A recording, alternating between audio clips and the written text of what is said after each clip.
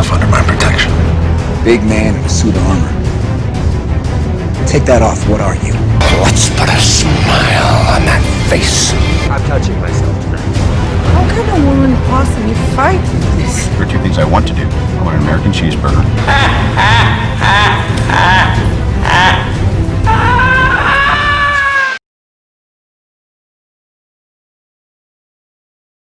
What's up, guys? It's here from the DC vs. Marvel podcast, and this is another review of the DC Comics Legend of Batman collection. Eaglemoss kind of made a mess up last month. They sent me, they didn't send me the stuff, so now they've sent me 4 lots of the graphic novels there as well. We've also missed out on the specials, so if you see on the thumbnail there was a special on there. However, I'm not going to be showing that because of the fact that there was meant to be part 1 as well, so I'm going to wait until I receive part 3. I'm going to ring Eaglemoss on Monday, and then of course then I'll do a review of all of those 3 there as well. So we have 68, 69, 70 and 71. This has been extended to an 80 kind of graphic novel run. It was initially a 60 graphic novel run, but yeah, we're getting to 71, so it's not much left. Not much left till we get to 80, and I'm pretty sure that they're going to extend that. Now, it's one of the problems with these collections is that once you get to this kind of stage, you end up getting these kind of graphic novels that are sent to you, and none of these graphic novels there are particularly great. To me, these are all B-grade Batman novels. You know, some of them, of course, we've got Damian Son of Batman, which is written by Grant Morrison and is decent, but all of them are so-so. I can't look at it and say this is fantastic, this is a great graphic novel. To me, they're all very, very basic. And when I read them, they don't really hold my attention and think, wow, I just really am so enamored with this.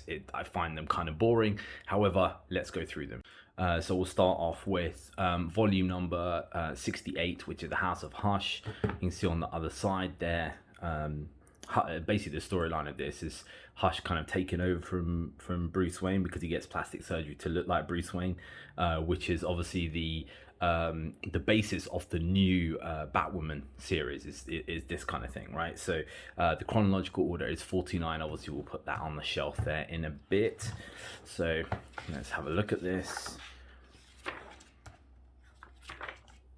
So we have the apparent death of Bruce Wayne had a seismic effect on Gotham, and Gotham grew more dangerous. And then you've got Selina Kyle allying herself with Poison Ivy and Harley Quinn, and then you've got Catwoman's heart gets removed, and then the Dark Knight kind of goes with Dr. Midnight and Mr. Terrific to kind of get that sorted out there as well.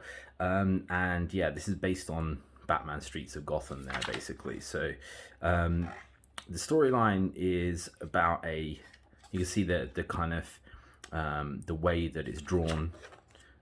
It's consistent art all the way through, but it's basically about this kind of pseudo villain, you know, basically for hire, called the Carpenter, who starts to work for this new villain called the Director, who is a pretty rubbish villain, right? So it's one of these things, like, he basically wants to create these traps so that he will trap the Batman and then get it all on film and stuff like that. And this is one of these ones that it was hard for me to read through. You know, I spent ages trying to look at it, and it's kind of like, it's one of those ones that is, you know, is based on the viewpoint of other people.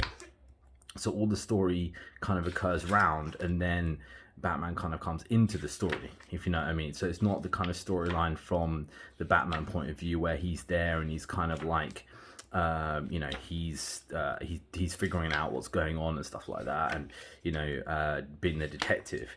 It's all from the other people's point of view, and sometimes that can be done very well in stuff like the Clay and Mad Hatter and stuff like that. But this is just, yeah, it's not done very well. It's not done very well. You know, it's got interesting art. It's got some parts of it are an interesting storyline, but it's just one of those ones where You know, if you ordered it, you would kind of think to yourself, okay, I'll read it because it's Batman, but it's not the most exciting thing in the world. Having said that, some of the art is quite interesting, and it is quite brutal, but you know, nothing really to hold a massive amount of attention. And yeah, if you like Batman novels, it's okay, I guess. So let's go on to the next one, which is volume number, let's get this one out of the way, 69, Terror. This is the storyline about Dr. Hugo Strange, and Dr. Hugo Strange basically in this kind of castle, and he's created all of these traps and stuff with Scarecrow, and the whole point is for Batman to be in this thing where he's kind of like massively scared of it. And it's interesting. This is from a Batman point of view, and I like the fact of the way that they're playing with the mind. And it's okay, you know, it's an okay read, but it's one of those things, man, you know, when you've seen like you know, you've seen and read like other graphic novels that are, you know, amazing. This is okay, yeah, and it's a, you know, it'll pass the time and stuff like that, but yeah, it's not the best. It's like when, you know, when you have a series and you have a filler episode, it's stuff like this. This is very Catwoman heavy, as you can see. If you like Catwoman as a character, you'll really enjoy this, because yeah, it involves Catwoman a lot, and then we start to get into the Scarecrow stuff, which is, you know, the Scarecrow and Hugo Strange.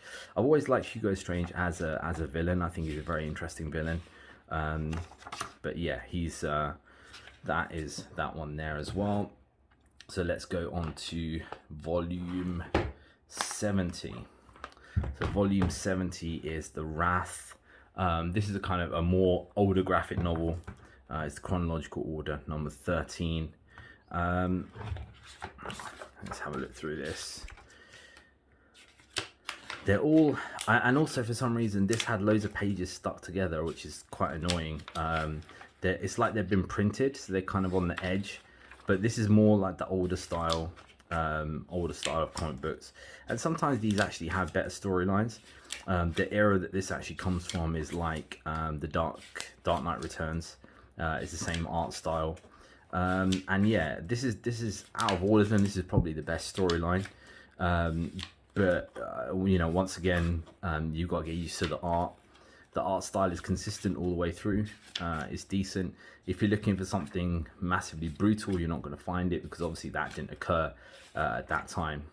So we're going into The Wrath here,